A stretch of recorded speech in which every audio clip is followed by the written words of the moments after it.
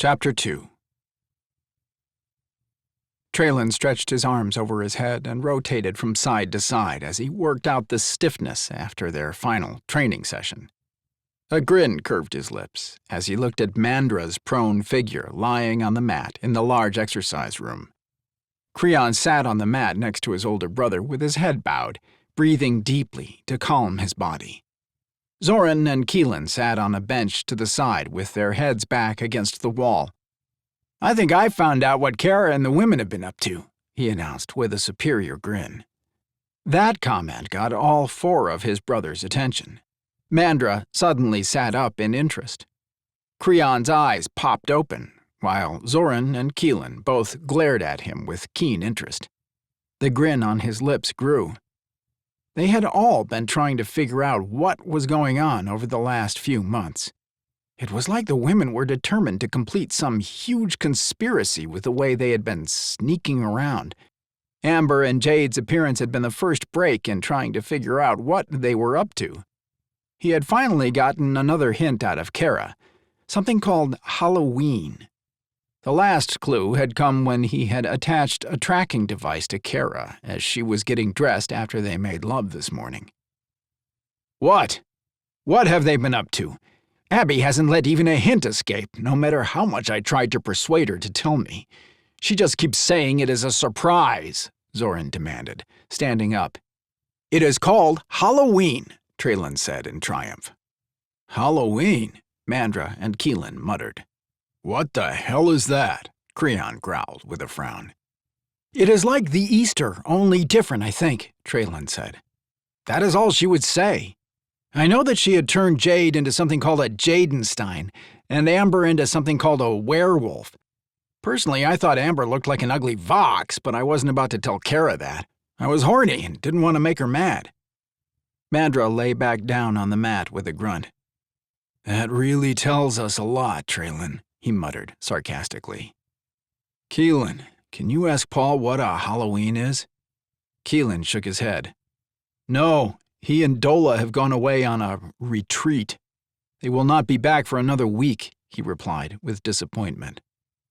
"So how are we going to find out what this Halloween is?" Zoran asked in a disgruntled voice. "I planted a tracking device on Cara," Traylon answered in a low voice, looking around suspiciously in case someone overheard him. "She'd kill me if she knew I did it. But I was desperate. All this secrecy has been driving me crazy." "You mean us," Creon replied with a grimace. "I swear, trying to follow Carmen is impossible. She caught me every time I tried, and my damn symbiote wasn't any help." Keelan's brief bark of laughter echoed in the room. "Carmen? You should try tracking Trisha.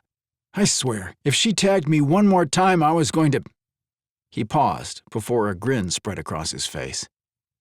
"Never mind. I liked the last time she tagged me." Mandra rolled his eyes before closing them. "So, where did the tracking device show you she went?" he asked in a gruff voice. "Under the palace," Traylon replied. "Under?" Zoran repeated in surprise. "The only thing under the palace is the old dungeons."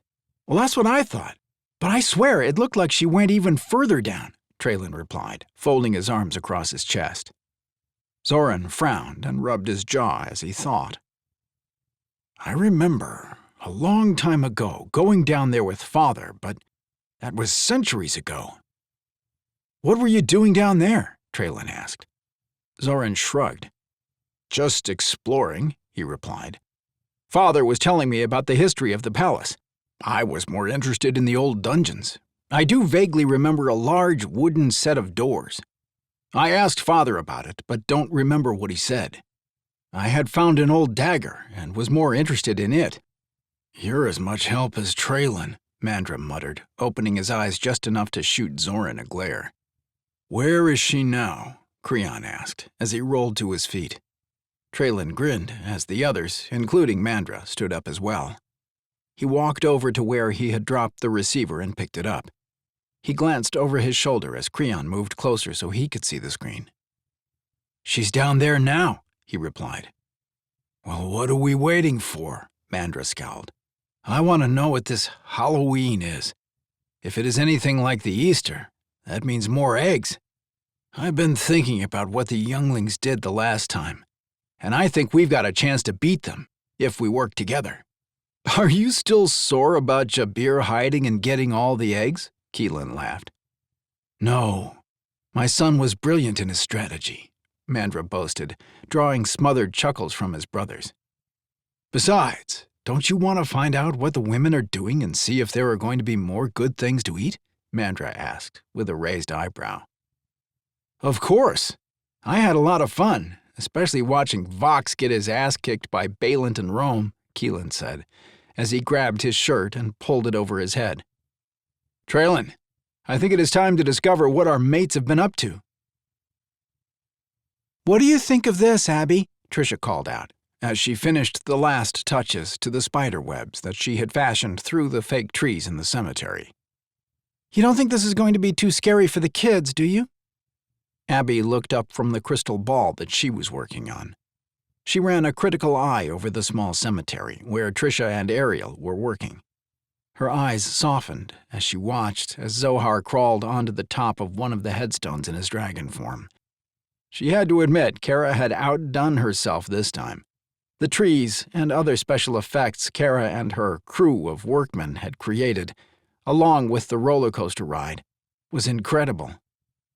I love it, Abby said, as she bit her lip trying not to laugh as Phoenix nipped at one of the spiders as it moved. I don't think it will be too much. We can leave the lights on, but if you ask me, I think that we'll have a blast if Phoenix doesn't eat all the spiders first.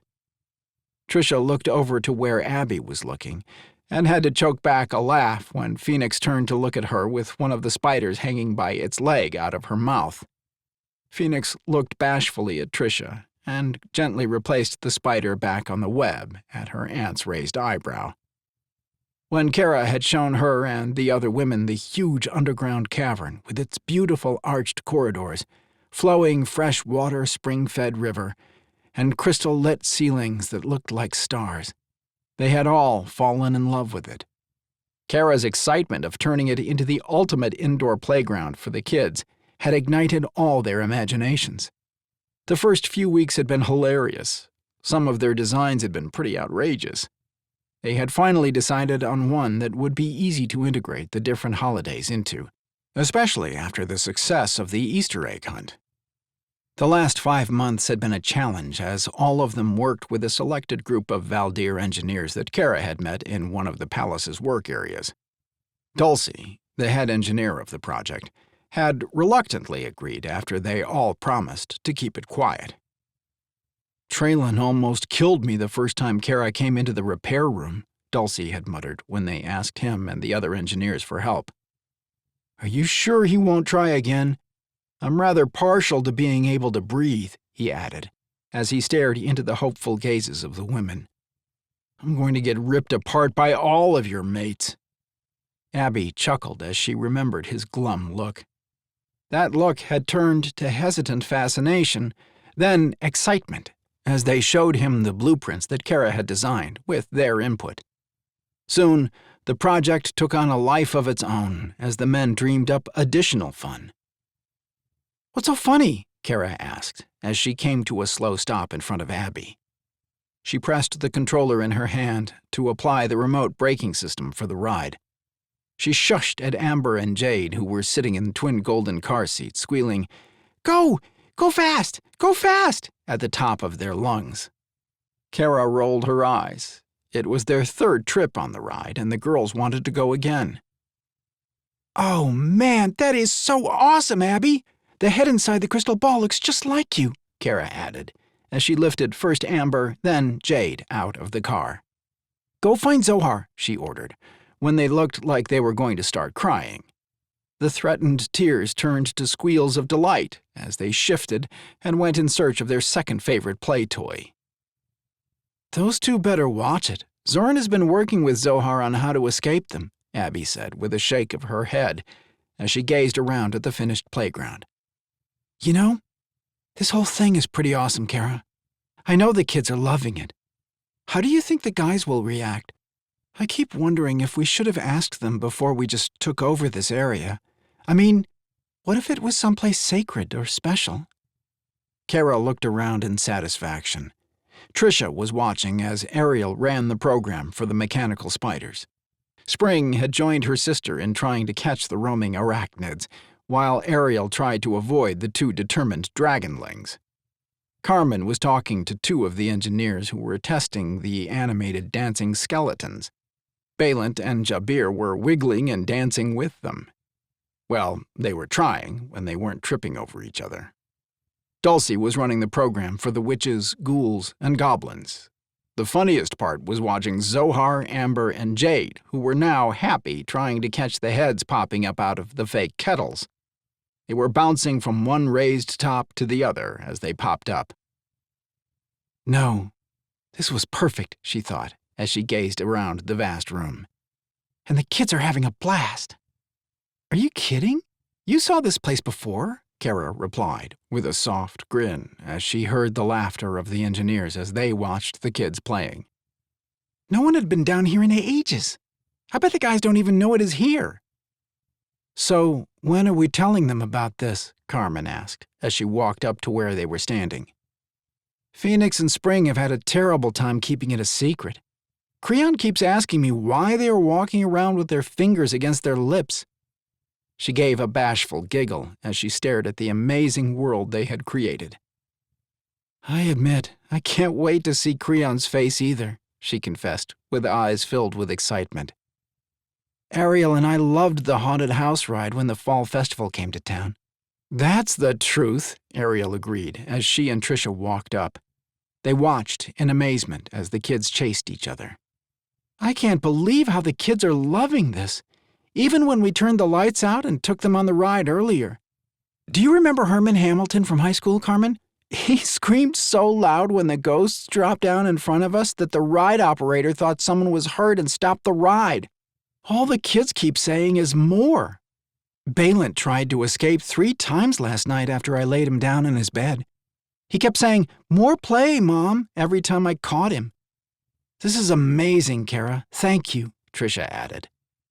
The kids are having a blast. Balint even cried when I took his vampire costume off of him. He loves wearing his cape and jumping off the furniture. You should have seen me trying to explain to Keelan why Balint was wearing it. Ariel rolled her eyes. Jabir has been just as bad. He is going as a dinosaur. I swear Mandra thinks Jabir is absolutely the most brilliant kid in the universe because he goes around growling and biting everything. Cara laughed. Poor Traylon thought that Jade had been hurt and called for Simba to come heal her this morning. He won't admit it, but he thinks Amber's costume makes her look like an ugly baby Vox. Speaking of Vox, will Riley, Vox, and Rome be here in time for our surprise? Abby asked in concern. I haven't heard from Riley in a few days. I talked to her this morning, Cara replied with a grin. She told Vox if he ever wanted any more kids, he better get his ass in gear because she promised she would be here by tonight. I'm not sure if that meant she was going to castrate him or if she just wasn't having sex with him again. Oh, I forgot to tell you guys that I talked to Emma, Carmen interjected. She, Haven, and Alice will be here this evening as well. She told Haven she wanted to come for a visit. I swear I never expected to see him so loving and protective. This is going to be so much fun. I can't wait to see the guys' faces when they see what we've been up to, Cara said with a sigh. The kids have certainly been enjoying it. Talk about faces. I need to get back upstairs and show mine and Zohar's face before it gets too late. Zoran is probably pulling his hair out again.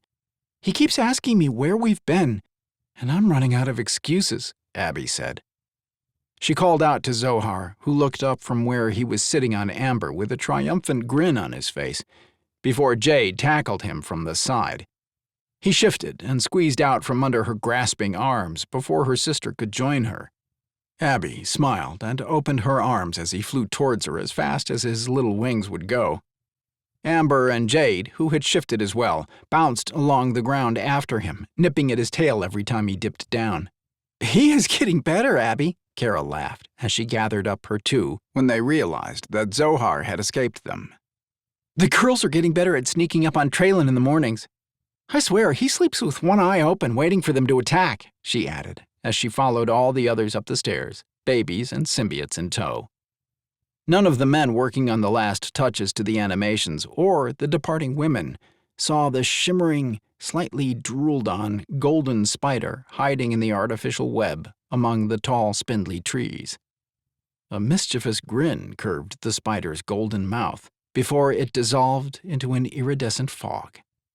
Spiraling down along the base of the tree to the ground, the flowing stream of gold disappeared into the shadowy depths of the underground river.